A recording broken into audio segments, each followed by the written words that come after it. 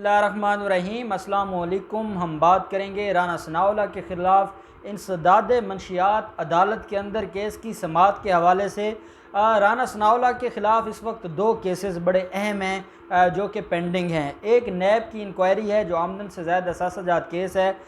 उसके अंदर जो नैब अथॉरिटीज़ का जो किरदार है वो इतना ज़्यादा भयानक है कि हम उसके ऊपर जब बात करेंगे तो आपको ख़ुद नज़र आ जाएगा कि राना सनाउल्लाह के ख़िलाफ़ कब इंक्वायरी शुरू होती है, राना सनाउल्लाह के ख़िलाफ़ कब नोटिस जारी होते हैं, राना सनाउल्लाह कब ज़मानत लेता है और आज तक वो ज़मानत के पीछे छुपा हुआ है और उसकी ज़मानत को किसी ने छेड़ा भी नहीं है।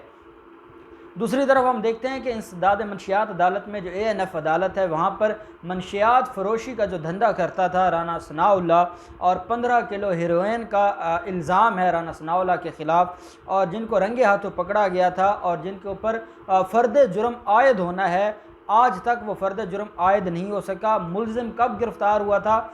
जुलाई 2019 में मुलज़िम गिरफ़्तार हुआ था। 2019 में गिरफ़्तार होने के बाद जुलाई में दिसंबर 2019 में जाकर मुलज़िम की ज़मानत हो जाती है। वो 6 माह जेल में गुजारता है और वो जो 6 माह उसने जेल में गुजारे उसने ऐसे महसूस करवाया कि जैसे उसके साथ कोई बहुत बड़ी ज़्यादती हो गई है और वो कोई 6 साल जेल में गुजार कर आया है। और उसने जाकर पार्लियामेंट के अंदर जिस तरह की गुफ्तगू की, जिस तरीके की वहाँ पर उनके उसका जो लहजा है और लैंग्वेज है वो इस्तेमाल की, वो नाकाबिले बयान है।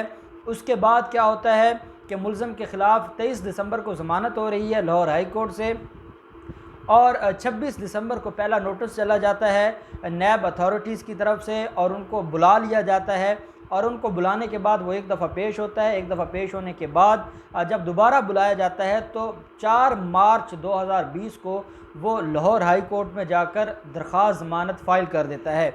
अब ये जो दरख्वास्त ज़मानत फ़ाइल करना है ये इसलिए फ़ाइल की गई थी कि इससे पहले राना सनाउल्लाह ने एक दरख्वास्त फ़ाइल की थी लाहौर हाई कोर्ट में और जिसके अंदर ये ग्राउंड ली गई थी, जिसके अंदर ये कहा गया था कि राना सनाउल्लाह को ख़तरा है और उसको उसको हरासा किया जा रहा है नैब की तरफ से और नैब को रोका जाए कि वो उसको हरासा ना करे। जिसके ऊपर अदालत ने समाअत की थी और अदालत ने कहा तो ये था, ये अली बाकर नजफ़ी साहब का वो बेंच था जो काफ़ी अरसा तक लाहौर हाई कोर्ट में नैब के केसेस को सुनता रहा है। उन्होंने ये कहा था कि आपके ख़िलाफ़ जब कोई इंक्वायरी है या आपके ख़िलाफ़ कोई एलिगेशन है मंशिया उसका करप्शन का, तो उसके ऊपर अगर इंक्वायरी हो रही है तो आपको क्या ख़तरा है और आप उसको हरासमेंट कैसे कह सकते हैं।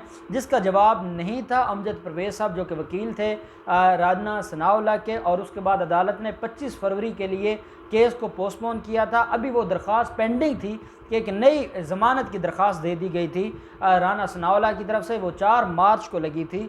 4 मार्च को उनको अबूरी ज़मानत मिली थी, इंटरम ज़मानत, और 4 मार्च से आज 15 जुलाई हो गई है, आज तक वो दरख्वास्त ज़मानत दोबारा लाहौर हाई कोर्ट में नहीं लगी।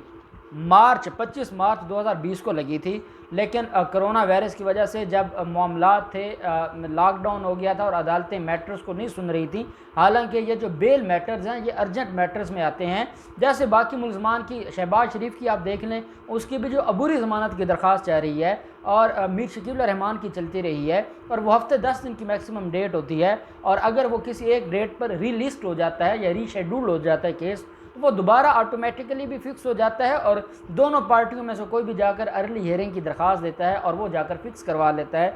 लेकिन बदकिस्मती है कौम की कि वो शख्स जिसके ख़िलाफ़ एलिगेशन ये है कि उसने अरबों रुपए ना सिर्फ फैसलाबाद में प्रॉपर्टीज़ खरीदी, ना सिर्फ लाहौर में, सिर्फ एक उसका जो प्लाज़ा है राना सनाउल्लाह बिल्डिंग जो लाहौर हाई कोर्ट के पास है वही करोड़ों रुपए का प्लाज़ा है, ना उसका उसने जवाब दिया है। लाहौर के अंदर उसके 8-10 प्लाट हैं, उसका जवाब नहीं दिया। बहुत बड़ी उसके पास प्रॉपर्टी है राना सनाउल्लाह के पास फैसलाबाद में जो ख़रीदी गई है और ये आमदन से ज़्यादा असासाजात केस है जिसमें उसकी वाइफ, उसकी बेटी और दामाद को भी शामिल तफ्तीश किया गया है। और जिस मुलज़िम ने लोगों के अंदर बीमारी बेचकर और नशा बेचकर पाकिस्तान की जवानों को, पाकिस्तान के जवानों को या पाकिस्तान की नस्लों को इस गलत काम पर लगाया, उसका फ्यूचर तबाह कर दिया, वो जालिम शख्स जो नशे की पुड़ियाँ बेचकर इतनी बड़ी हैवी वो प्रॉपर्टी ख़रीद लेता है, जब उससे सवाल किया जाता है उस सवाल के बदले, क्योंकि वो ब्लैक मेलर है, राना सनाउल्लाह से बढ़कर कोई बड़ा ब्लैक मेलर तो नहीं है, अब उसके पास कौन सा राज है चेयरमैन नैब का कि चेयरमैन नैब खौफजदा हैं और चेयरमैन नैब को इतनी तौफीक नहीं हुई कि दोबारा एक नोटिस जारी कर दें, या चेयरमैन नैब को इतनी तौफीक नहीं हुई कि वो उनकी दरख्वास्त ज़मानत जो लाहौर हाई कोर्ट में उसने एक इंटरम रिलीफ लिया था मार्च 2020 में, और वो भी 4 मार्च में, उसके बाद से आज तक वो केस दोबारा क्यों नहीं फिक्स हुआ, उसके ऊपर क्यों नहीं समाअत हुई। ये चेयरमैन नैब के किरदार के ऊपर बहुत बड़ा सवालिया निशान है। और जिस तरीके से वो बारहा कह चुका है राना सनाउल्लाह के चेयरमैन नैब की और वीडियोस भी हैं जो कुछ लोगों के पास हैं, उन कुछ लोगों में मुझे तो यही लगता है कि वीडियोस का धंधा तो PMLN करती है, और वो या मरियम नवाज़ कर सकती है या राना सनाउल्लाह कर सकता है। अब कौन सी वीडियोस हैं, वो मरियम नवाज़ की अपनी वीडियोस हैं जो उनके लोग पहले बना कर लाते हैं, या कोई नई वीडियोस आ गई हैं, जो भी मामलात हैं। लेकिन चेयरमैन नैब इतनी ज़्यादा शफकत जो राना सनाउल्लाह को दिखा रहा है, और फिर हमारी जो ब्रांचें हैं हाई कोर्ट्स की जिन्होंने केस को फिक्स करना होता है, उन्होंने भी इस केस को फिक्स करने की जहमत नहीं की। राना सनाउल्लाह एक वकील भी हैं और वहाँ पर बार एसोसिएशन में उनका काफ़ी असर और रसूख है। शायद यही वजह है कि ब्रांच के लोगों को दोबारा हिम्मत नहीं हुई कि इस केस को फिक्स करते, और वो केस अपनी जगह पेंडिंग है। ये एक मामला हो गया। अब हम दूसरे मामले की तरफ आ जाते हैं, और वो है ANF का जो केस है। ANF के केस में फ़र्द जुर्म लगना था, मुलजिम 1 साल हो गया है FIR दर्ज हुए। ANF का केस मेरी भी प्रैक्टिस है, हम भी ANF के केसेस को देखते रहते हैं। ANF का जब FIR दर्ज होती है, और अगर ANF अथॉरिटीज़ अगर तो सिंपल जो पंजाब पुलिस है वो किसी को पकड़ ले तो वो तो मामला चले 2 साल के लिए डिले हो जाता है, वो एक अलग बात है। ANF एक स्पेशल फोर्स है, और स्पेशल फोर्स जब FIR दर्ज करती है स्पेशल कानून के मुताबिक, तो वो मैक्सिमम 4 माह 5 माह में वो सज़ा दे देते हैं, या उस मामले को वाइंड अप करते हैं, कंक्लूजन की तरफ ले जाते हैं, ट्रायल। यहाँ पर 1 साल हो गया है, उसकी फ़र्द जुर्म ही आयद नहीं हुई, और ये मैं समझता हूँ ANF की तारीख़ का पहला केस है जिसमें ये सारा कुछ हो रहा है। अब वो कहाँ हैं? डायरेक्टर जनरल ANF जो बड़ी तकरीरें करते थे, कहाँ हैं जो मंशियात की रोकथाम के लिए जो वज़ीर बनाए गए थे, शहरयार अफरीदी कहाँ चले गए? ये सारे के सारे लोगों की मुझे समझ नहीं आती। इनका एक ही काम, मुझे ये लगता है कि इन्होंने अब एक ही नारा उठा लिया है, और वो है अपोजिशन का साथ दो और इमरान खान को जलील करवाओ, और यही किया जा रहा है। इसके अलावा मुझे और कोई ऑप्शन नज़र नहीं आती। और उसकी मैं अगली आपको मिसाल देता हूँ। मैं जो बात कर रहा हूँ फैक्ट्स एंड फिगर्स के साथ बात कर रहा हूँ, और नैब अगर नैब का कोई नुमाइंदा इसके ऊपर बात करना चाहता है तो मैं उसको जवाब देने को भी तैयार हूँ। और उसकी वजह यह है कि फरवरी 2020 में आपने जो ANF में ज़मानत हुई थी राना सनाउल्लाह की, 23 दिसंबर 2019 को आपने 2 माह के डिले से उसकी सुप्रीम कोर्ट में एक अपील फ़ाइल की थी। फरवरी 2020 से लेकर आज तक वो अपील लगी नहीं है, एक दफ़ा भी नैब की वो अपील फ़िक्स नहीं हुई। और ये मैं आपको बता दूं, हमेशा केसेस ख़ुद भी फ़िक्स करवाने पड़ते हैं। अगर तो रूटीन में अदालतों की तरफ से हो जाए तो वेल एंड गुड, ना हो तो केसेस ख़ुद भी फ़िक्स करवाए जा सकते हैं। अब ये फ़िक्स मैं और आप नहीं करवा सकते, ये प्रोसिक्यूशन करवा सकते हैं। ये स्पेसिफिक केसेस हैं, जैसे अगर कोई नैब का मैटर है, अगर कोई ANF का मैटर है, FIA का मैटर है, पुलिस का मैटर है, जो प्रोसिक्यूशन होगी वो जाकर फिक्स करवाएगी, वो दरख्वास्त दे सकती है, कोई और आदमी दरख्वास्त नहीं दे सकता।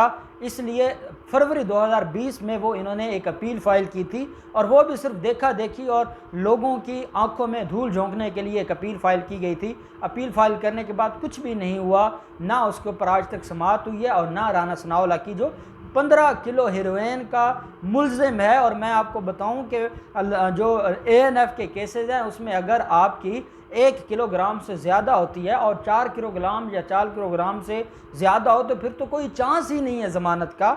ये अनोखा केस था जिसमें वीडियो भी इनके पास मौजूद है, जिनके पास सारी एविडेंस भी मौजूद है। और बाकी ANF के केसेस में जो सिंपल ANF के लोग हैं उनकी एविडेंस चलती है, और उसकी बुनियाद पर उम्र कैद भी होती है, सज़ा मौत भी होती है। और यहाँ पर जो मीडिया ने देखा और सारी चीज़ें बयान की गई और सारे लोगों को उसमें उनके बयानात लिए गए, उसके बावजूद राना सनाउल्लाह का ये कुछ नहीं बिगाड़ सके। राना सनाउल्लाह अपने तई वो सारे मामलात को देख रहा है, और उसने आज तक फ़र्द जुर्म आयद नहीं होने दिया। अब 11 जुलाई, ये जो पीछे 11 जुलाई गुजरी है, आज 15 जुलाई है, 11 जुलाई को दोबारा इसके ऊपर समाअत हुई थी और 11 जुलाई को ये केस दोबारा इसके ऊपर पेंडिंग हो जाता है। और उसकी वजह यह है कि इस केस के अंदर क्योंकि फ़र्द जुर्म आयद होना है और फ़र्द जुर्म आयद नहीं हुआ और मुल्ज़िम के ख़िलाफ़ कार्रवाई होनी थी, वो कार्रवाई नहीं हो सकी। 9 सितंबर के लिए ये केस दोबारा पोस्टपोन हो गया है। 9 सितंबर, 11 जुलाई से 9 सितंबर। और ये मैं समझता हूँ कि फ़र्द जुर्म के लिए इससे बड़ी डेट हो ही नहीं सकती। इतना तो क्रिमिनल मैटर्स में जो क्रिमिनल जर्नल कोर्ट्स हैं उसमें इतनी लंबी डेट नहीं पड़ती। लेकिन राना सनाउल्लाह, क्योंकि जो उस जगह के जितने भी सीनियर वकला हैं जो डील करते हैं ANF को, जो सेशन कोर्ट्स को डील करते हैं, वो सारे के सारे उनके साथ होते हैं और वो इतना बड़ा रिलीफ ले गए हैं। 9 सितंबर तक तो फ़र्द जुर्म नहीं लगेगा और फ़र्द जुर्म लगने लगेगा फिर कोई दरख्वास्त आ जाएगी। और राना सनाउल्लाह जो अपने आप को ये समझते हैं कि वो बेगुनाह हैं, तो वो क्यों नहीं फ़र्द जुर्म लगने दे रहे, वो क्यों छुप रहे हैं, वो क्यों खौफज़दा हैं, उनको किस चीज़ का खौफ है? अगर उनको सज़ा का खौफ ना होता तो राना सनाउल्लाह कभी न भागते। अब राना सनाउल्लाह सिर्फ़ और सिर्फ सज़ा के खौफ की वजह से इस हद तक परेशान है कि वो फ़र्द जुर्म ही आयद नहीं होने दे रहे और वो ये चाहते हैं कि इमरान खान की हुकूमत के ये जो दिन हैं ये ऐसे ही निकल जाएं। लेकिन ये राना सनाउल्लाह की भूल है कि उसकी बचत हो जाएगी या उसको माफ़ी मिल जाएगी। ये वो केसेस हैं जिसमें अल्टीमेटली ट्रायल होगा और अल्टीमेटली मुल्ज़िम को सज़ा होगी और मुल्ज़िम लंबे अरसे के लिए जेल भी जाएगा और इस केस के अंदर फांसी भी हो सकती है। और इस केस से बच भी गए तो मॉडल टाउन केस पर राना सनाउल्लाह की फांसी कन्फर्म है और ये लोग जो इन्होंने बोया है ये वो काटेंगे और इनको हर हाल में सज़ा मिलेगी। अब दूसरी इसके अंदर अहम बात है और वो ये है कि इतने बड़े मामलात हैं और फ़र्द जुर्म की कार्रवाई होनी है और राना सनाउल्लाह पिछली 3 तारीखों पर पेश ही नहीं हुआ।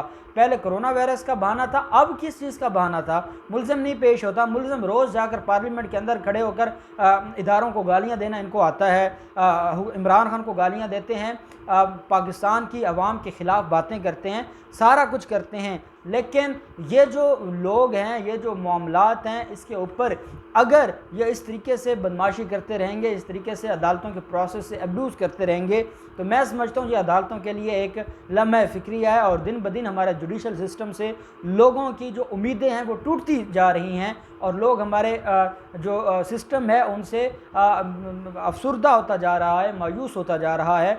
और राना सनाउल्लाह को जिस तरीके से रिलीफ दिया जा रहा है, मैं समझता हूँ उसकी मिसाल नहीं मिलती। और ये वो लोग हैं जिन्होंने बहुत ज़्यादती की है कौम के साथ और आज कौम देख रही है कि वो इस मुल्क के साथ मजाक कर रहे हैं और इस मुल्क के साथ खेल खेल रहे हैं। अब देखते हैं कि राना सनाउल्लाह के ख़िलाफ़ क्या चेयरमैन नैब को गैरत आती है और वो उनकी जो अबूरी ज़मानत की दरख्वास्त पेंडिंग है उसको फ़िक्स करवाते हैं और दोबारा नोटिस जारी करके उनको नैब की उस इंक्वायरी के अंदर गिरफ़्तार करते हैं या इंक्वायरी आगे चलाते हैं या नहीं चलाते।